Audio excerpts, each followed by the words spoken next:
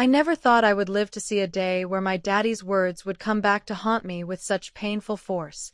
But here I am, an 82-year-old grandmother, sitting alone in a cold, dimly lit kitchen in a foreign country, my heart pounding so hard I could hear it in my ears.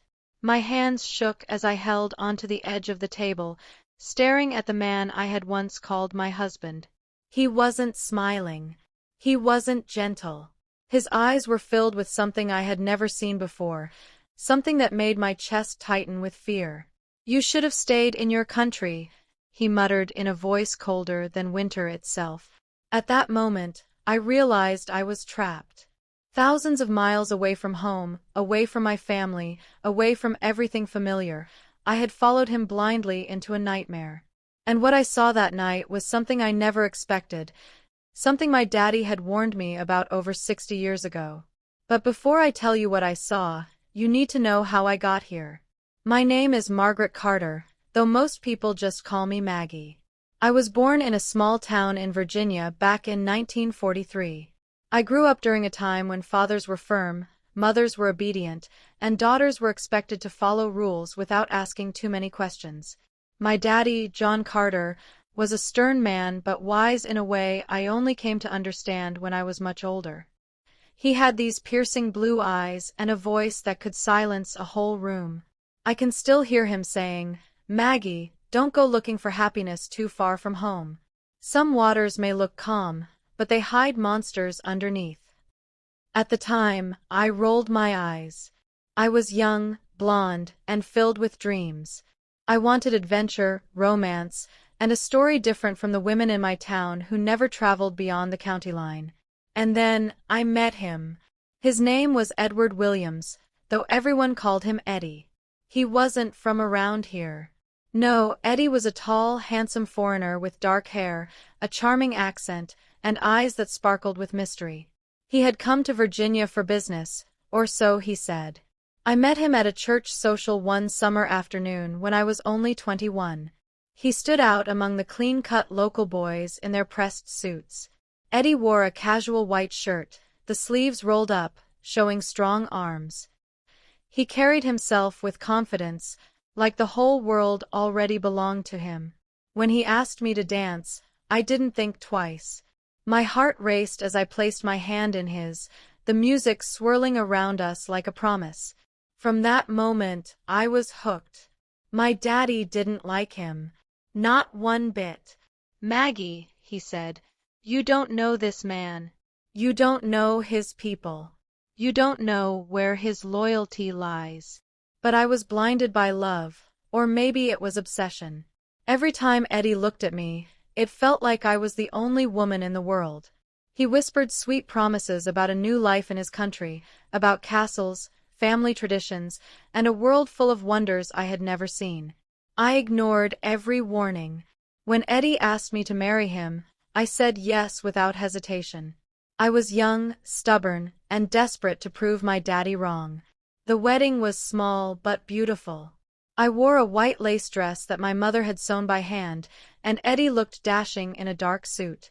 My friends giggled and teased me, saying I was the luckiest girl alive. But my daddy didn't smile. He just stood in the back, arms folded, his jaw tight. After the vows were said and done, he pulled me aside and whispered, "Maggie, you will regret this.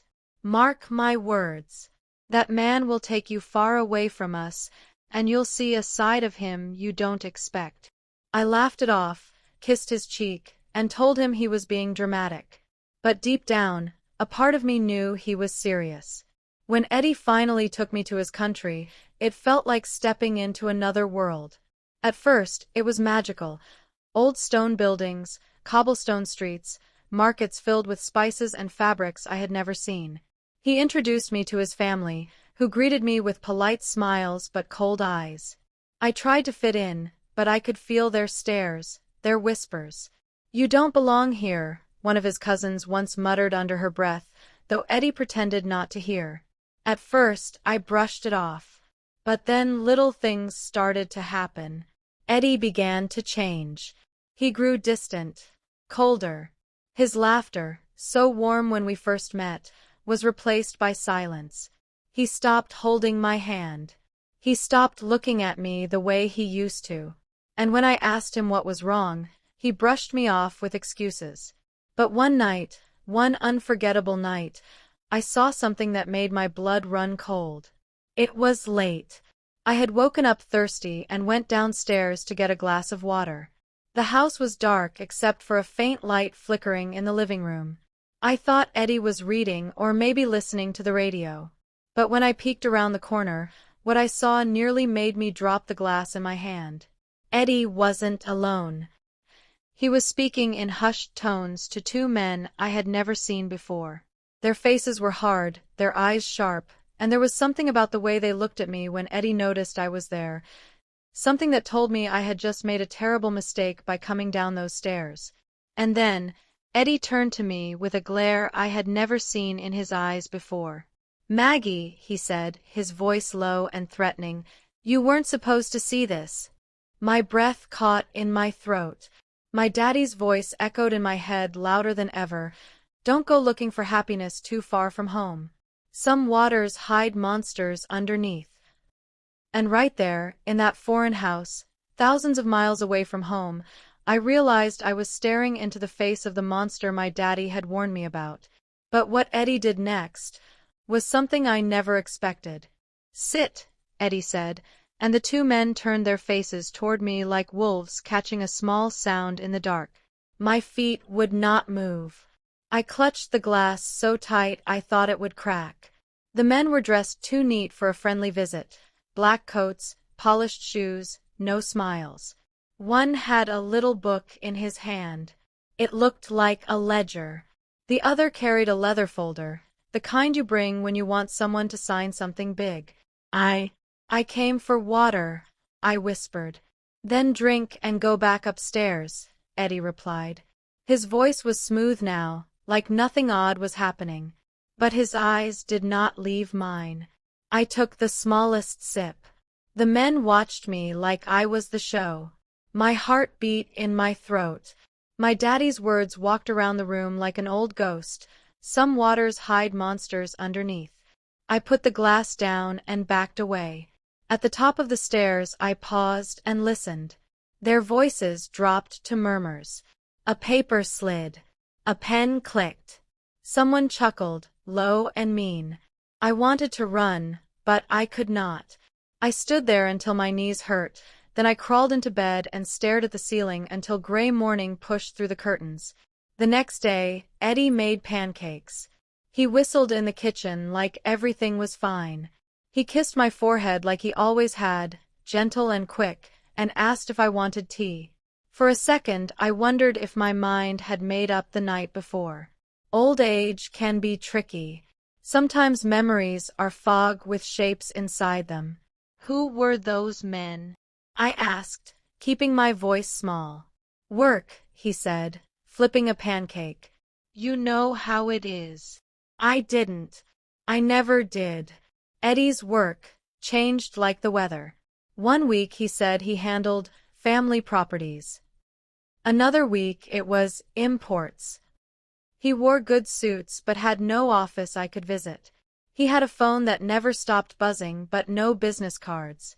If I asked too many questions, he would smile and kiss my cheek and say, "Trust me, Maggie. This is not the States. Things are different here." Different. That word tasted like metal. I cleaned the kitchen while he dressed. By the door he paused, tying his scarf with slow fingers. "Don't go out today," he said without turning. "It might rain." The sky was blue. When he left, I washed the same plate 3 times just to hear a normal sound. I put on my cardigan, my soft socks, and I sat at the little table by the window. I watched the street below, narrow, stone, a woman pushing a red stroller, a man with a bag of bread, 2 schoolboys chasing each other and laughing. The city looked harmless in daylight. The monsters sleep when the sun is up. That is what I told myself. By noon, I needed air. I walked to the corner market. The owner knew me as the American grandma with the soft voice. He smiled when I came in and wrapped my milk in paper like it was a gift. "Careful," he said, nodding at the clouds. Storm tonight. Everyone says that, I replied, trying to sound light. On the way back, a woman waved at me from her stoop. She was in her late 50s, with auburn hair and a floral apron. I'd seen her before but never spoken. The street here was full of watchers. Doors opened, eyes measured, curtains moved and closed again. Are you Eddie's lady? She asked. I'm his wife, I said. Her smile wobbled. Right. Well, if you ever need sugar or anything, knock. Thank you. I'm Maggie. Paula, she said, and squeezed my hand like a secret. A soft warning lived in that squeeze. I felt it in my bones. I carried it home like a fruit bruise that shows up later. Back at the house, I set the milk down and stood in the foyer. The living room was quiet. The study door, usually closed, was ajar by an inch. I don't know why I pushed it open. Maybe it was the quiet. Maybe it was my daddy's voice. Maybe it was my own voice finally waking up after a long, silly sleep. The study smelled like leather and paper. The big desk near the window was tidy, almost too tidy, but a drawer was not closed all the way. I pulled it. Inside was a neat stack, a black notebook, a bundle of envelopes tied with string, and a manila folder with my name on it. I froze. The letters on the tab were neat and straight. Margaret Carter. I looked over my shoulder. No one. The house held its breath with me. I opened the folder with fingers that didn't feel like mine. Copies of papers stared up at me. My passport, my social security card, my Medicare number, my bank statements from back home. There was even a copy of the deed to my little house in Virginia, the one I used to rent to a teacher couple before Eddie convinced me to sell it for a better life abroad. Only the deed said something different. It said transfer hold. It said power of attorney, draft. It said signature required with a sticky arrow pointing to a blank line where my name should go. There was one more paper tucked behind the others. A picture. Eddie, smiling with his arm wrapped around a woman I had never seen. Dark hair, green dress, two little boys in matching sweaters in front of them. The woman's hand sat on Eddie's chest like it had always belonged there. On the back, a note in a tidy hand. Family, December. My breath left me in a small animal sound. I sank onto the desk chair. The room tilted. I was 21 again, dizzy, saying yes to a man whose accent made the air feel bright. I was 42, begging my daddy to stop calling Eddie a stranger. I was 82, sitting under a heavy sky in a stone city that did not know my maiden name. I put everything back the way I found it, except the photo. I slipped that into my sweater pocket like a hot coal and closed the drawer. At 4 o'clock, Paula knocked. I baked too many scones, she said, holding a plate covered with a towel. Her eyes swept the entryway like she was counting shadows. Do you have a minute? In the kitchen we sat with tea that I barely tasted. Paula talked about little things at first. The trash pickup, the best butcher, the noisy students 2 doors down. Then her voice changed. You're far from home, she said softly. I am, I answered. Eddie moves fast, she added, watching my face. Do you know him? Everyone knows everyone on this street, she said. And with some people, knowing is enough. I wanted to tell her about the folder, the draft papers, the photo burning a hole near my heart. I wanted to say, help me. But I have lived a long time. I know when walls have ears. Thank you for the scones, I said instead. She stood, squeezed my shoulder, and slipped a small card onto the table. A number, and one word. Paula. If you need anything, she repeated. This time the word meant something big. She left before I could answer. Eddie was late. Dark came early and crawled up the windows like cold water. I paced the hall to keep my legs from shaking. Every distant car made me jump. I thought about my father's old pickup, the smell of cut hay in summer, a porch swing that creaked like a prayer. I thought about the little church where we said our vows, my daddy standing in the back with his jaw tight. He saw what I refused to see. By 9 o'clock, the key turned in the lock. Eddie walked in with the two men from last night. They carried the leather folder and the neat little ledger again. This time, they did not take off their coats. "Kitchen," Eddie said. It wasn't a request. I followed. They sat. Eddie did not offer them tea. He did not offer me a chair either, but I took one. My knees were old, and I would not give them my trembling. The man with the ledger put it on the table, opened it, and ran a finger down a page. "Right," he said. "Mrs. Williams." "Mrs. Carter," I cut in. My voice surprised me. It had iron in it. A small smile appeared and then went away. "Of course," he said. "Mrs. Carter. We have some final documents to tidy up for your protection. As you know, with the sale of your Virginia property." "I didn't sell," I said, too fast. "It's on hold." "Exactly," Eddie said softly, like we were at a dinner party chatting about the weather. "That's what the papers are for." He slid the folder across the table. The sticky arrow waited like a green snake's tongue. There was a new page on top. Enduring power of attorney.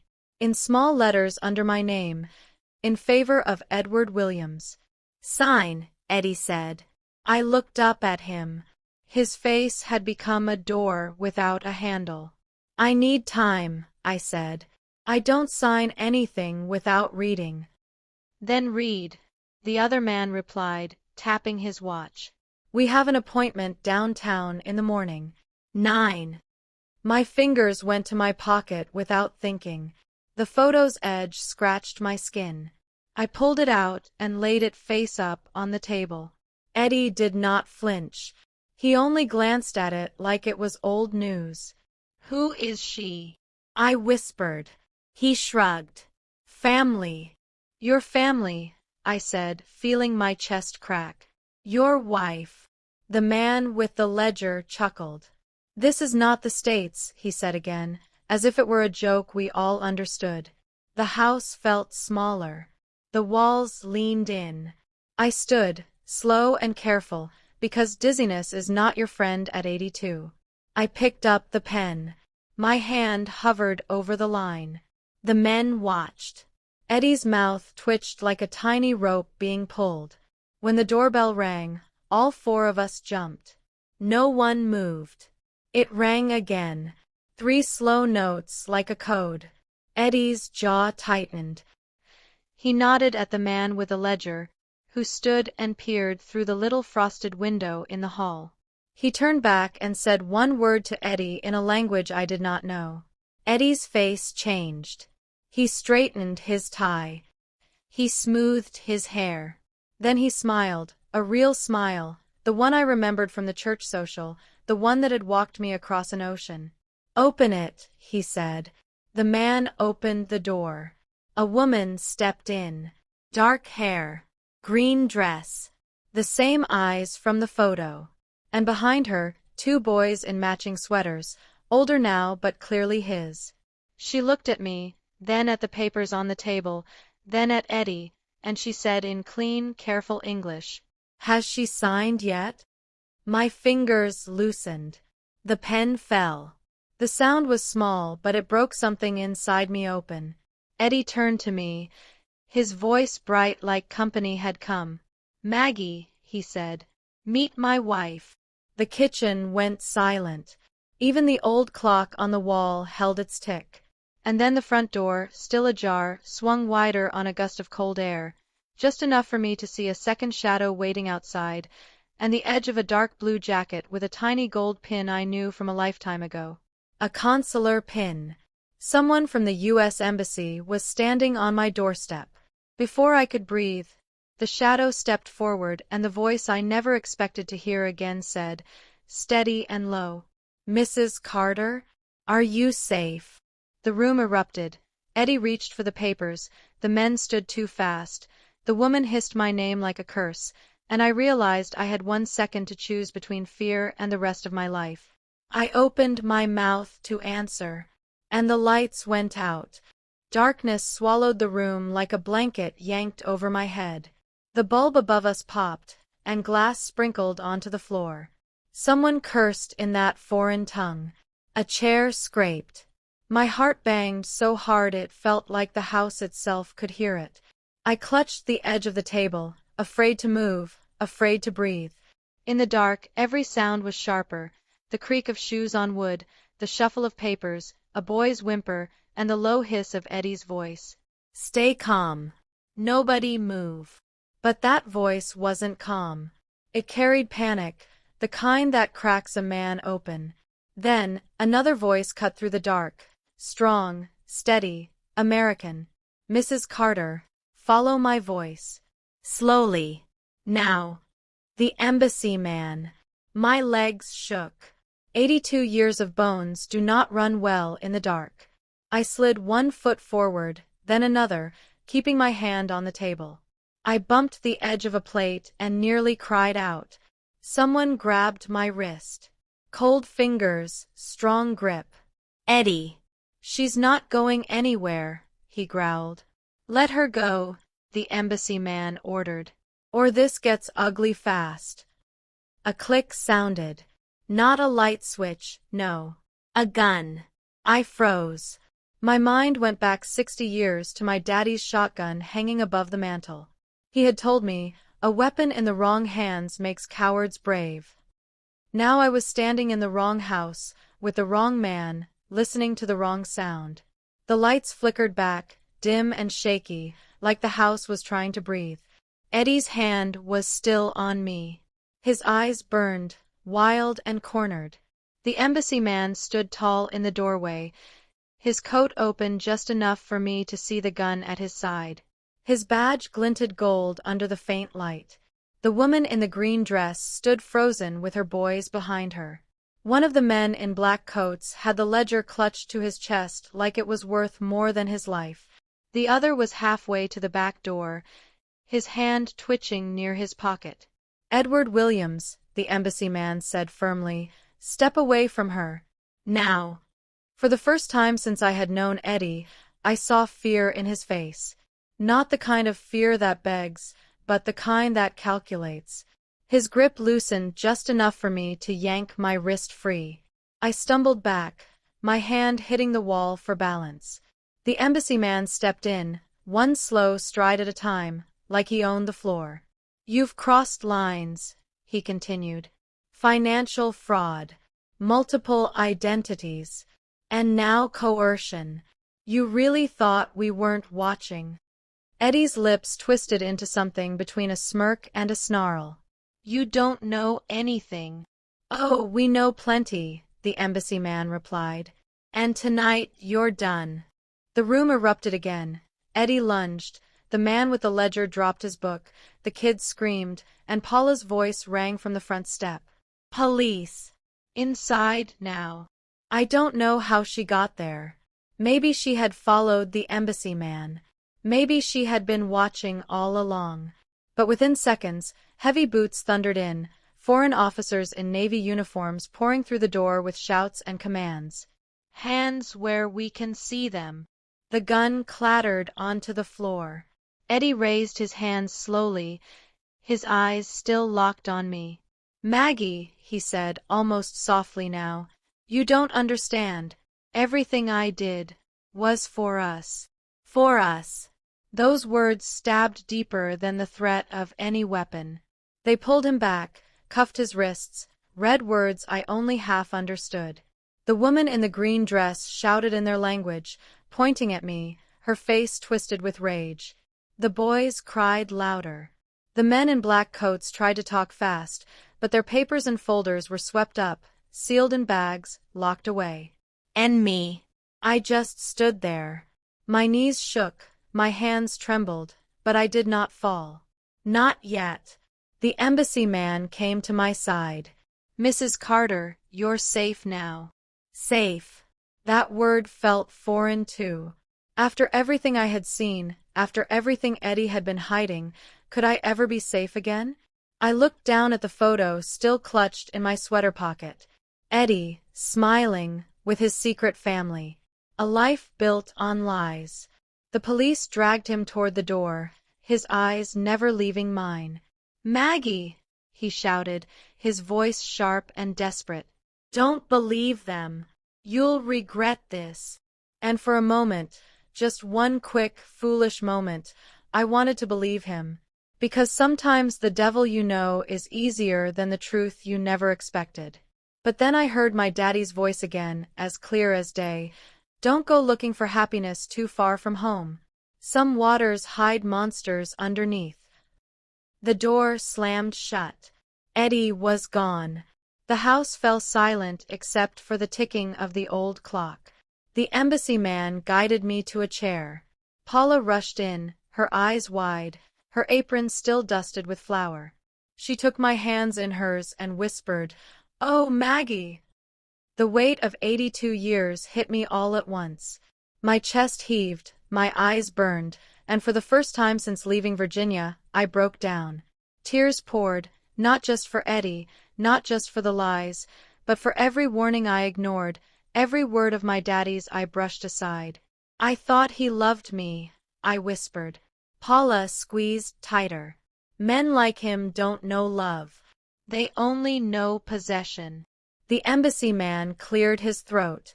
"Mrs. Carter, we'll need your testimony. But first, we have to get you somewhere safe. Tonight." Safe. That word again. I nodded, slowly.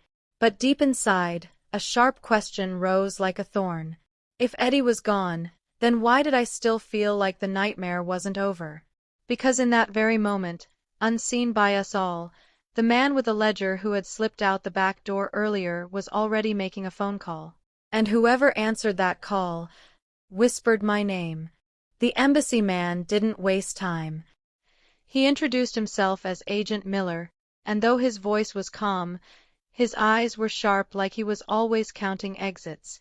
He guided me and Paula outside where two dark sedans waited with their engines low and steady.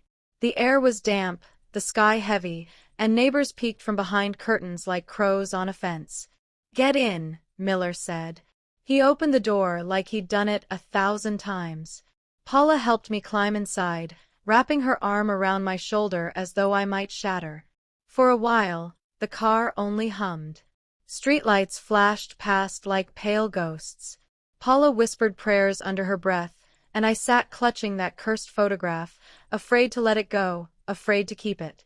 Finally, Miller spoke. "Mrs. Carter, I know this is overwhelming, but I need you to be honest with me. Did you sign anything?" "No," I said quickly. My voice cracked. "But they tried. They put papers in front of me. They had my passport, my deed, everything." Miller nodded. "That's what we thought. They were using you to launder assets. Your husband, Edward Williams, though that's not his real name, has been under investigation for years. Fraud, smuggling, multiple wives, children in different countries. He hides behind women like you, women who trust too much." I felt my stomach sink. Multiple wives. Children. The photograph in my hand felt heavier, hotter. He wasn't Eddie at all? I whispered. Miller looked at me in the rearview mirror. His eyes softened, but only a little. "Ma'am, I'm sorry, but Eddie Williams died years ago. The man you married stole his name." The words slammed into me. My breath stopped. My chest burned. I thought of my wedding day, my daddy standing in the back with his jaw tight, and suddenly every memory blurred. Who had I danced with? Who had kissed me beneath the church bells? Who had I trusted enough to cross an ocean for? A stranger. Tears slid down my cheeks before I could stop them. Paula squeezed my hand, whispering, "It's not your fault, Maggie. Love makes us blind." But love hadn't just blinded me, it had trapped me. The car pulled into a quiet street where an old brick building stood with heavy shutters. Inside, Miller led us down a narrow hall to a small safe room. A steel door shut behind us with a sound that made my bones jump. The air smelled faintly of coffee and paper. "This is temporary," he explained. "We'll move you to the embassy tomorrow. For tonight, you'll be safe here." There was that word again, safe. But I didn't feel it. I sat on the cot, my cardigan tight around me. Paula sat beside me, refusing to leave. She was stubborn that way. Miller handed me a small notebook. "Write everything you remember," he said. "Names, places, conversations, even small details. It could save you." Save me. The words chilled me more than the night air. Save me from what? Eddie was in custody, wasn't he? But as I lowered my pen to the paper, the memory of that ledger man slipping out the back door stabbed me. He had escaped. He had my name. He had called someone. I wrote until my hand cramped. I wrote about Eddie's accent, his lies about family business, the photo, the papers, the late-night visitors. Every detail poured out like poison, leaving my veins. When I finally looked up, Paula was asleep on the cot beside me, her hand still resting on mine. Agent Miller stood at the door, his arms crossed, eyes scanning like he expected shadows to walk in. And then, just as my eyes began to close, I heard it. A faint knock. 3 soft taps, the same rhythm as the doorbell at the house. Miller stiffened. He raised a finger to his lips, then drew his gun. Slowly, he crept toward the steel door. The knock came again. Louder. "Miller," a voice called from outside. Low, careful, American. "It's Carter from the consulate. We've got new intel. Open up." But Miller didn't move. His jaw clenched, his finger tightened on the trigger. "That's not Carter's voice," he whispered. The steel door shuddered as another knock rattled it, harder this time, insistent. Paula woke with a start, clutching her chest. I sat frozen, my heart racing like a trapped bird. "Stay back," Miller ordered. The knock turned into pounding. The steel frame groaned. Dust sprinkled from the ceiling. Whoever was outside wasn't waiting for permission. Paula grabbed my hand again. "Oh, Lord," she whispered. "They've found us." The pounding stopped. Silence thickened the air. Then, through the heavy door, a voice slipped like smoke. "Maggie, it's me. Open the door." My blood froze. It was Eddie's voice. I shot to my feet, shaking my head, whispering, "No, no, he's gone. They took him away. He's gone." But the voice came again, clear and close, like he was leaning against the door. "Maggie, don't you trust me?" Miller raised his gun higher. His voice cut through the dread like steel. "He shouldn't even know where we are." And in that moment, I realized the nightmare wasn't just beginning. It had followed me into the very place they swore was safe. The steel door groaned again, as if something, or someone, on the other side was forcing it open. The steel door rattled as if an invisible hand pushed from the other side. The sound echoed in the small safe room like thunder rolling across metal. Paula clung to my arm, whispering frantic prayers under her breath. I could feel her nails digging through my cardigan, but I didn't dare pull away. Agent Miller's voice dropped low and steady. "Stay behind me." His gun didn't waver. His eyes flicked to me, then back to the door, as if weighing whether to move me further into the shadows. The voice outside, Eddie's voice, came again. Smooth, coaxing, like honey covering poison. "Maggie, sweetheart, they're lying to you. They twisted everything. You know me. You know my heart. Open the door, and I'll explain." My knees shook. I almost believed him. For 60 years I had built my life around that voice, believing it, trusting it, loving it. Could a voice lie so easily? Miller barked. "Don't answer him." That's not your husband. That's a handler. They record voices, they mimic them. It's a trick. But my heart whispered otherwise. The pounding stopped. Silence stretched like a tight rope. Then, scraping, metal against metal. A tool. Miller cursed under his breath. They're trying to breach the lock. We don't have long. Paula's eyes went wide. We'll die in here, won't we? No, Miller said, jaw clenched. Not if I can help it. He pulled a small radio from his belt. Unit 2, this is Miller. We've got an active breach attempt on Safe Room 3. Request immediate backup. Static answered. Nothing else. Signals jammed, he muttered. My daddy's voice echoed inside me again. Some waters hide monsters underneath. And I realized, those monsters weren't just hiding anymore. They were at the door. I forced myself to breathe. I was 82, yes, but I had lived long enough to know something. Panic feeds predators. Calm confuses them. So I stood. My legs trembled, but I stood. If it's really Eddie, I said loudly toward the door, then tell me the name of the song we danced to on our wedding day. Silence. For a moment, hope flickered. Maybe Miller was right. It wasn't him. But then, the voice returned. Smooth. Certain. Unchained melody. My blood turned to ice. That was it. That was our song. How could anyone else know? Paula gasped. Miller shot me a warning look. Don't trust it. Just because they know things doesn't make it him. But deep in my chest, grief twisted. What if it was Eddie? What if he had escaped? What if everything Miller said was a lie? The steel door shook again. Harder this time. Dust fell from the ceiling. The hinges screamed. We don't have time, Miller snapped. He grabbed my arm. There's a back exit. We move now. He led us to a narrow hallway I hadn't noticed before, hidden behind a storage shelf. The door creaked as he shoved it open, revealing a dark passage lit only by a single red emergency bulb. Stay close, he ordered. Paula clutched my hand as we hurried down the corridor.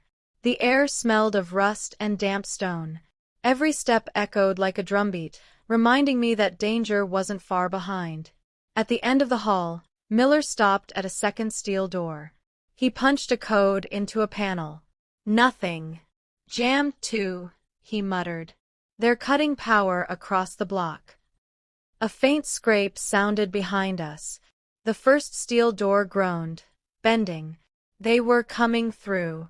Paula whispered, Lord, help us. Miller slammed his fist against the panel. Come on, come on. The lock beeped. Green light. The door clicked. He shoved it open, and cold night air rushed in. We stumbled into an alley lit by one flickering street lamp. The city beyond was quiet, too quiet. Shadows stretched long against the cobblestones. Miller pulled us toward the waiting sedan. Quickly! We were halfway across the alley when a figure stepped out from the dark. It was the man with the ledger. He smiled, calm as ever, flipping the little black book in his hand. Going somewhere? Miller aimed his gun. Step aside. But the ledger man didn't move. You're making this harder than it needs to be. The old woman signs, we leave, everyone lives. My chest tightened. His eyes fixed on me, cold and hungry. Margaret Carter, you've been a very stubborn piece of business. Paula squeezed my hand harder. I thought she might break my fingers. Miller's voice was steel. Last warning. Move. The ledger man only smirked. You won't shoot me in front of her. You're the hero type. And heroes hesitate. Then, without warning, he whistled. 3 shadows peeled out of the alley behind him. Men in black coats, their faces blank, their steps sure. One of them carried something long and metallic. A crowbar. Miller fired. The bullet sparked against the stone wall. The men scattered, ducking low, moving fast. "Run!" he shouted. Paula and I bolted toward the sedan, my old legs burning with every step. Behind us, boots thundered on stone. The ledger man laughed, a sound sharp enough to cut the air. Miller covered us, firing again, but there were too many. I wrenched open the sedan door and pushed Paula inside. I tried to climb in after her, but a hand grabbed my shoulder and yanked me back. I spun, and there he was, the ledger man. His grin close enough to smell his cologne. "You're not going anywhere, Mrs. Carter," he hissed. Before I could scream, Miller tackled him. They crashed to the ground, rolling, fists flying. The ledger flew from his hand and skidded across the alley, pages flipping open. And there, in the dim streetlight, I saw something on those pages. Not just numbers, not just names. My daddy's name, John Carter, written in neat, black ink. I froze. My father. His name. How? The ledger man snarled, clawing for the book, and Miller shouted, "Get in the car!" But I couldn't move. My eyes locked on the impossible letters written there. Because if my father's name was in that ledger, then this nightmare hadn't started with Eddie. It had started long before. D.A. Shuttered Bakery. The engine ticked in the quiet like a cooling kettle. "Maggie," he said gently, "have you ever heard the name Rook Syndicate?" I shook my head. "It's an old network," he continued. "Smuggling. Off-books transfers. They move stolen art, conflict gems, old war money, you name it. Think of them like bankers for ghosts. They keep ledgers going back decades. Sometimes they use ordinary people to hide assets. Farmers, teachers, veterans. Your father's name appears in early records. 1967. My chest tightened. My father wasn't a criminal. I'm not saying he was, Miller said softly. Sometimes folks get pulled in without knowing. Maybe he agreed to hold a lockbox for a neighbor. Maybe he signed something he didn't read. Maybe someone used his identity. We don't know yet. He tapped the ledger. But your name is tied to his entry as heir. That's why they want your signature. It lets them move something old and big under a lawful-looking cover. Paula crossed herself. Lord have mercy. I stared at the neat ink until the letters blurred. Debt retained by heir if unclaimed. It felt like a curse carved into stone. My daddy once sold a tractor to a man who talked too fast, I murmured. Mama said he got a paper headache for a year after. Maybe, I trailed off. Memory is a weather vane at my age. It spins if you breathe on it wrong. But some facts stand. My father paid every bill. He kept our farm honest. He wore truth on his face like sunburn. The idea that his name lived in a criminal ledger felt like mud on Sunday lace. I have to clear him, I said. I won't die with his name dirted. Miller gave one tight nod. Then we make this count. The ledger is proof. But it also makes you a target until we lock it down. As if the night wanted to underline his words, a pair of headlights swept slow across the far end of the street, paused, then continued. My skin prickled. Paula leaned forward. Where do we go? Embassy. Miller shook his head. They'll have eyes there by now. We need high ground and clean lines. Somewhere they can't jam my signal. My church, Paula blurted. Old stone, on the hill. Tower with a clear view. Father Tomas keeps a landline and he owes me 3 favors and a pie. Miller cracked the smallest smile. That'll do. He started the engine. We rolled back into the night. The church rose like a ship out of the dark, gray stone, slanted roof, a narrow bell tower that cut into the low clouds. Wind pushed at us with damp fingers. The front door was heavy oak, black iron studs across it like stars. Paula banged a coded rhythm. After a moment, the door opened a crack. A thin man in a sweater peered out. "You again," he said to Paula, exasperation and affection mixed in his voice. "You only come at ridiculous hours." "Ridiculous dangers," she corrected. "Father Tomas, we need sanctuary, a phone, and your good sense." He widened the door. "Then come in and bring it all with you." Inside, the air smelled of wax and old hymnals. Shadows of saints leaned long on the walls. The nave was empty, pews like ribs. A single red lamp burned before the altar, steady and brave. Miller swept the space with quick eyes, then pointed. "Tower," he said. "Landline." "Sacristy," Father Tomas replied, already moving. "And tea." We ended in a squat room lined with cupboards. Paula fussed at the kettle like saving lives required boiling water. I stood at a small wooden table, the ledger open in front of me. A stack of copier paper sat nearby, next to a creaking old machine. "Can we copy it?" I asked.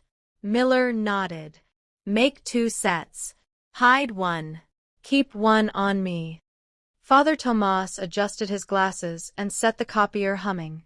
The sound felt like a small act of war against silence. I turned pages with careful fingers. John Carter, VA. A number string. A case mark. RK 17. Below it, other names and towns, fathers and mothers, all tethered to something they likely never saw. I prayed over each one as if saying them soft could clean them. Halfway through, my knuckle bumped a stiff spot near the binding. I prodded gently. The spine had been cut and resealed. A pocket. I slipped a fingernail under the edge and tugged. A thin envelope slid out, no thicker than 2 slices of hope. On the front, in that same precise hand, "For air, only when asked." My heartbeat went wild. I looked up. Agent Miller. He came to my side. We shared the kind of look people share when the next breath could change everything. "Open it," he said. Inside was a single sheet of onion skin paper, almost transparent, typed with a real ribbon, old as my wedding china. It was a letter, dated October 3rd, 1967, addressed to Mr. John Carter, Route 4, Meadow Creek, VA. I read aloud, voice quivering. "Mr. Carter, as discussed with the agent, we will place the parcel in your possession for 90 days to protect the children involved. You will receive no compensation. Sign the enclosed receipt and store the parcel where fire cannot touch it.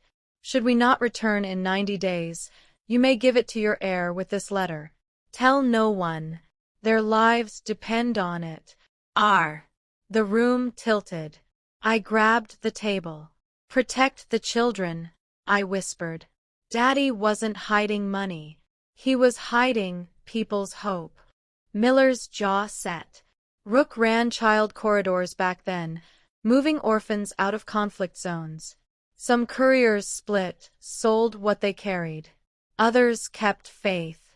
If your father held something for them, documents, bonds, maybe a key, Rook would want it back now to launder. That's why they need your signature. The 90 days passed. The parcel likely became yours by the letter's rule.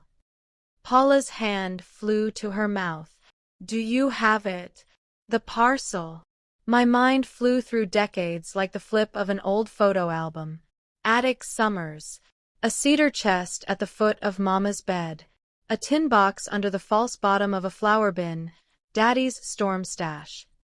When I sold the house, I'd boxed everything in a hurry, shipped half to a storage unit, left some with my neighbor, Ruth. Ruth who died, whose son moved to Ohio. "I don't know," I said, the words tearing me. "I might. It might be gone." Miller squeezed my shoulder. "If it still exists, it's the reason you're in danger. If it's gone, They'll keep pressing until you sign a statement that lets them claim it in absentia. Either way, this letter is our lever. It proves your father acted to protect, not to collude. The copier spit another warm page. Father Tomas stacked the copies carefully, hands reverent. We will hide one set in the sacristy wall, he said. They hid people there once. Paper should be simple. A bell clanged above, one heavy, accidental note. Wind. No. A footstep in the tower. Miller's eyes sliced to the ceiling. He drew his gun. They're here. How? Paula whispered. No one followed. They don't need to, Miller said, backing us toward the side door. If they bugged the safe room, they knew our next move. They'll want the ledger. The bell tolled again, closer this time, not struck but bumped. Dust sifted down in a soft veil. Father Tomas handed Miller the phone. Call your friends. I will stall God's less charming visitors. Miller dialed fast. Consulate security, patch to field. Miller, St. Brigid's, North Hill. Immediate response. Suspects on site. High-value doc secured. He listened, nodded once. 2 minutes, he mouthed. 2 minutes can be a year when boots are climbing your stairs. Paula slipped the envelope and letter back into the ledger's pocket, then wedged the ledger under her sweater like a mother tucking in a child. I can be small, she said. They won't search me. You are not a cupboard, I said, fierce and sudden. You're my friend. Then let me act like it, she shot back, eyes bright. The sacristy door blew open. Cold air knifed in. A figure filled the frame, tall, gray coat, hair damp from fog. He stepped into the lamplight and smiled with a mouth I knew too well. Eddie. Not cuffed. Not bruised. Not gone. Church is a fine place for confessions, he said softly. Shall we start with yours, Maggie? Behind him, another shape slid along the wall. The ledger man, eyes on Paula's middle like he could smell ink through wool. Agent Miller raised his gun. Hands where I can see them. Eddie lifted his palms, lazy, amused. Agent, if you shoot, you'll put a hole through St. Brigid. She's such a patient girl. On your knees, Miller barked. Eddie's smile didn't falter.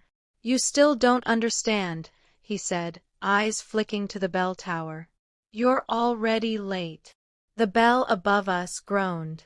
A rope slithered down the stairwell like a snake, and tied to its end, tumbling into the sacristy with a dull, awful thud, came a small steel canister with a yellow band. Gas! Down! Miller roared. The canister hissed. A bitter smell hit my tongue. The world blurred at the edges. Paula coughed hard, clutching my arm. Father Tomas pulled his sweater over his nose and reached for the window latch. Through the fog, Eddie's voice came soft and almost tender. Give me the ledger, Maggie, or you won't leave this church awake. I grabbed Paula, dragging her toward the side door, lungs screaming, eyes burning. The ledger's corner bit into my ribs under her sweater. Agent Miller fired once. Glass shattered, cold air rushed, but the gas kept blooming like a gray flower. My knees buckled. The floor tilted. Shapes smeared. Bells rang inside my head. Somewhere close to the door, Eddie's shadow leaned in. His whisper brushed my ear like a chill. Choose quickly. I reached for the handle, and a gloved hand clamped over mine from the other side, turning it first. The door yawned open to night and blue strobes and hard voices shouting, "Embassy security." But between me and that clean air stood Eddie, calm in the poison fog, one hand reaching for Paula's sweater, the other holding a lighter up to a thin trail of vapor sneaking from the canister's seam. A spark waiting to meet a cloud. If he lit it, this old church would turn into a furnace. I had one breath left and one choice to make. The word ripped from my lungs, and somewhere, deep under the gas and fear, I heard my daddy's voice again. Agent Miller, a ledger is a life, Maggie. He dove low, kicking the canister hard across the stone floor. I opened my mouth and screamed the only word that could tip the scales, hissing as it rolled. Eddie's lighter clinked against the wall as Miller tackled him, the two of them crashing into a pew that splintered like matchwood. The embassy security team burst in through the side door, masks on, rifles raised. Shouts filled the church. Secure the perimeter. Extract the civilians. But the ledger man was faster than anyone expected. He lunged for Paula. His hand clamped her middle, feeling for the book under her sweater. Paula screamed, twisting, but she was small against him. He dragged her backwards, snarling, "Give it up, or she chokes on gas." I didn't think. At 82, I had no speed, no strength, but I had fury. I grabbed the heavy brass candlestick from the sacristy table and swung with all the years my bones had carried. The crack against his skull echoed like a church bell. The ledger man's knees buckled. Paula wrenched free and fell into my arms, coughing, tears streaking her flour-dusted cheeks. "Go!" I croaked. "Get out!" We stumbled toward the blue strobe of safety, but the gas bit hard at my throat. My chest burned. My vision swam. Paula half-dragged me. My legs didn't want to follow. Behind us, Eddie roared like a trapped animal. He had Miller pinned under the pew, hands clawing for his throat. "You'll ruin everything," he spat. "She's mine. Her name is mine." Security swarmed, yanking Eddie off, forcing him down. He kicked, cursed, laughed. The sound of cuffs snapping shut was louder than the bell above us. The gas canister hissed quieter now, rolling in a corner, leaking its poison into shadows. A security officer with a mask slapped a neutralizing seal over it. The fog began to thin. "Clear! Get them out!" The cold air outside hit like baptism. My lungs clawed for it, greedy. Paula collapsed onto the stone steps, still clutching her sweater tight where the ledger pressed against her ribs. I knelt beside her, wheezing, one hand gripping the railing so I wouldn't tumble down all the way to the street. Blue lights strobed across the cobblestones. Radios crackled. Eddie, cuffed and furious, shouted things I couldn't understand as they shoved him into a van. He twisted once to find me. His eyes were wild, broken open, the charm stripped away. "You'll regret this, Maggie," he screamed. "You'll never outrun what's in that ledger." The door slammed. His voice cut off. The van rolled away into the night. Paula's fingers found mine. "It's over," she whispered. "It has to be over." But I shook my head. "No, dear. That was just one head of the serpent. The body's still moving." And I believed it. They moved us again, this time to a safe house on the edge of the city. A plain building, no sign, curtains drawn tight. Inside, the rooms were bare but clean. 2 guards sat at the entrance, weapons visible but eyes kind. Paula collapsed onto the cot. "If you keep dragging me into spy movies, Maggie, I'll start charging admission." I almost laughed, but my throat still burned too much. Agent Miller sat across from me, his face lined and tired. He laid the letter we'd found on the table, smoothing it flat. "This," he said quietly, "is bigger than I thought. Your father was holding something that didn't belong to the syndicate, something that could expose them. If they get their hands on it, they'll bury it for good." My hand trembled as I touched the fragile paper. But what if I don't even have it? What if it's gone? Then they'll keep chasing shadows until they're sure. That's why we need to know exactly where your father stored that parcel. I closed my eyes. Memories came in flashes. Daddy carrying a tin box into the cellar during a thunderstorm, Mama scolding him for tracking mud, the sound of nails hammering down a false plank in the floor. "There was a box," I whispered, "in the cellar under our farmhouse. But when I sold the house..." My eyes snapped open. The buyers, they never found it. I would have heard. They would have called. Miller leaned in. which means it could still be there. Paula gasped. But that house is gone, Maggie. You sold it decades ago. Maybe so, I said, voice low. But sometimes a house keeps its secrets better than people do. The next morning, I sat with a mug of bitter coffee, staring at the pale sunrise through the slats of the blinds. My hands were steadier now, but my heart wasn't. Miller came in with a file. We've traced Chatter. They know about the letter. They'll move faster now. If we're going to retrieve the parcel, it has to be before they do. I swallowed hard. Back to Virginia? He nodded. If you're willing. I laughed once, bitter. 82 years old, and I'm still running back to my daddy's advice. Paula set her scone down. We'll go with you. You're not doing this alone. I reached across the table, squeezed her hand. Thank you. But if it comes to it, I'll be the one to open whatever's left. It was Daddy's trust. It has to be my hands. Miller's eyes were steady. Then pack light. We leave tonight.